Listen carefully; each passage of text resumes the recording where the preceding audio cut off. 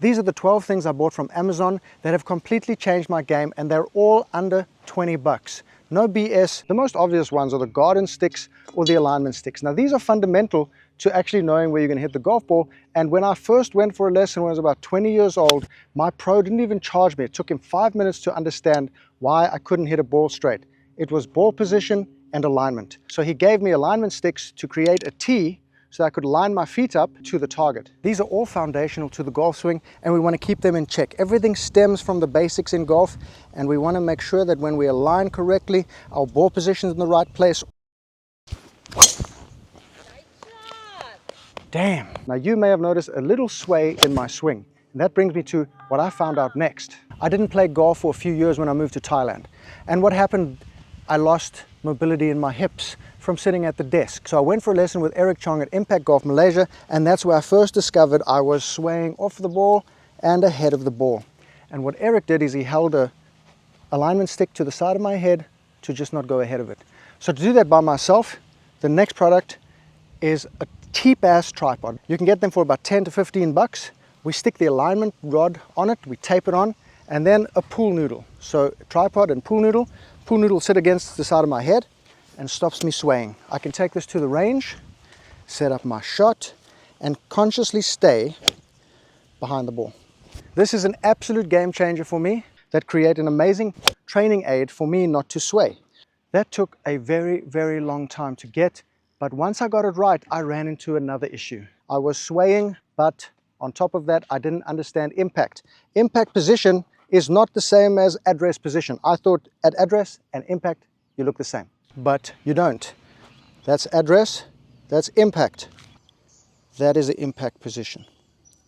I had no idea about that. So I used to flip my wrists at impact because I was swaying and having to save the shot. So Eric showed me the impact bag. And the impact bag, you have to sink your club into the bag and it mustn't bounce back. I was doing this. I was using my wrists and hands to save the shot. When I do that, my distances were inconsistent because now my hands are controlling the loft of the club face. Whereas if I'm smacking this at the impact and the club is not bouncing off, if you're using your wrists, the club bounces back. If you don't, it stays in the bag. So I would hit the bag, get to a ball afterwards, impact bag, absolutely money, trained with it for about 3 months to get the feel.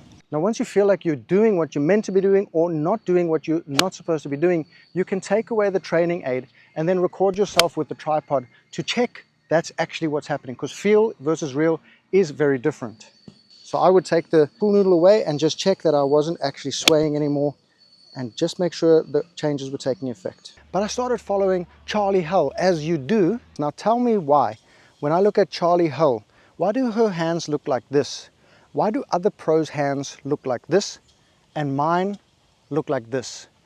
I started getting a little insecure about my grip, trying to understand what's going on. So what I did is I bought the cheap $10 grip trainer. Of course, you think to yourself, Matt, you've been playing 25 years, what the hell? And what I've discovered by using this thing, I haven't put on a club.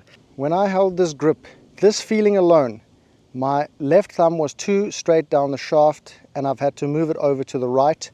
When I put my other hand in, to be able to conform to where this thumb is instead of where it used to be, plus my trigger finger. This is what I wanted to eliminate, was my trigger finger. If I want to get it underneath the shaft, the big side effect is that there must be no gaps in my grip. I had a bit of a gap in my grip where it interlocked, it was a bit loose. And that was creating this trigger finger, which I think moved my hand around too much with the right hand. Now that there's no gaps, I feel like I have that Charlie Hull and professional grip. And this has transformed my driving like crazy. I can't even believe that stupid thing I didn't even know. And now I can smash my drive like crazy. Watch this. Looks a little different, right? Now with this, my driver has been monumental. My irons have been sweeter. But just last week, I purchased another $10 item to actually use in a future video. But this little strong magnet that sits on your club face with a stick sticking out of it taught me something very important. I always play a pull shot. If you watch my videos, I aim right and I pull the ball back toward the target. So I stuck this thing on my club to see how it worked. I put my club down on the ground and look where my club face is actually pointing. It's actually pointing left. So that means I'm hitting a pull because of my club face alignment. How do I adjust that? So automatically my body tells me, if that's pointing left, put your hands further forward, and that opens the club face up to be neutral. Hopefully matching what I did. And now that ball is just much, much straighter. I'm going to put my hands in the normal position and then just push them forward a bit.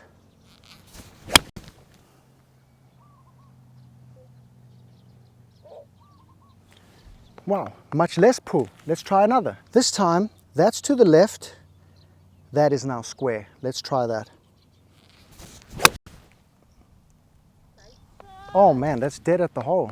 It's not that fun to aim to the right and pull a wedge way to the left. So let's see what happens on a wedge shot if I can get it going straighter too.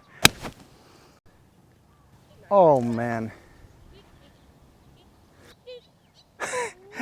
Okay, so the white and the black ball were the two where I over adjusted a little bit because sometimes you don't adjust enough, and I'll show you the results. I can't get over it. Look at these two. That was the 7-iron and the 52 degree when I over adjusted just a little bit, what felt like an over adjustment, dead at the pin, the best shots.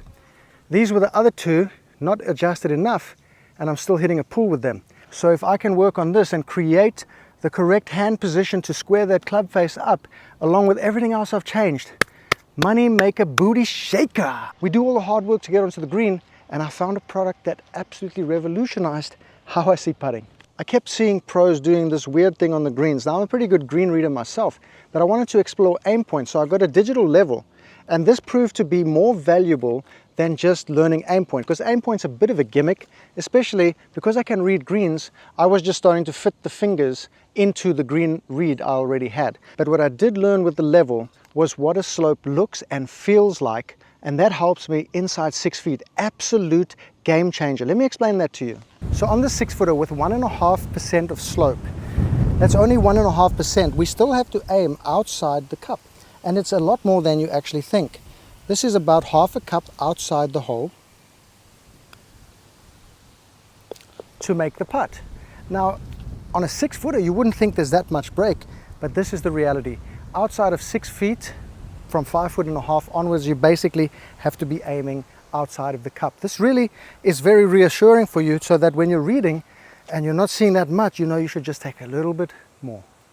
Now, even on this putt, which is only 0.5% of break, the start line is on the outside of the lip. Without knowing that, we have to go outside the cup. I would miss a lot of these putts, probably on the low side, because I would just think, oh, there's not that much break inside right. Nope. Look at that. That's what you do when you go inside right. We miss on the low side. So outside 6 feet, any slope at all, outside the cup. Easy game. According to the electronic level, on this 6-footer, we have 2.5% slope. So on the edge is 1%, 2% is in the middle, and 3% is 1 cup outside. So you can see a 6-footer, which doesn't seem to have that much break,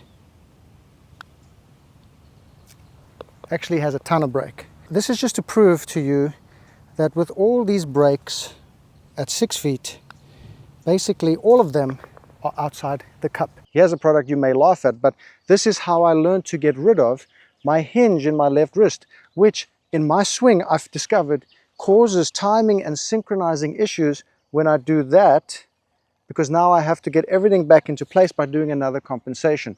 I figured if I could remove the wrist hinge and just have the swing stop at a certain point so my wrist stays nice and level, I don't have to compensate to get it back into position. It's pretty similar to what I used to do as a kid. I used to stick a ruler into my glove, but it's a bit uncomfortable, to be honest. Once you hinge, the ruler bites your fingers. So this one is pretty good, doesn't allow much movement, and this is what I use to remove the wrist problem that I was having.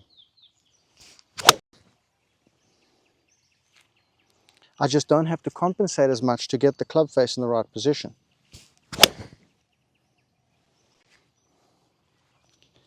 These are all 2 irons off the deck. I thought it was a 6 iron. And that just gets me feeling, is my wrist still wanting to resist against the ruler, or is it now starting to get comfortable not pushing against it? And then when it stopped pushing against it, I stopped using it and everything got a lot better with the club face. When I first learned to chip a golf ball onto a spot, I used different objects to land it on. You can start with learning how to chip it onto a water player towel, pretty big target, and then narrow it down with the water player Zen Enlightenment marker, and then even smaller Gear water player ball marker. What I enjoyed about practicing chipping this way, it took the pressure and task of trying to hold the chip away and narrowed it down to landing on a spot. Once you get better, you can land it on smaller and smaller spots, and you become so accurate that you could put a little ball marker down and you're going to actually land it on the ball marker. It's absolutely crazy. Once you can do that, you can chip anywhere, anytime. And you're going to be surprised how close you can get it to a tiny penny-sized ball marker. Absolutely money. Those were the products that I bought for under 20 bucks that completely revolutionized my game. And as you've noticed, everything goes back to basics. Cheap, simple products. Check out this video over here if you want to see how to use your newfound fame and swing around the golf course.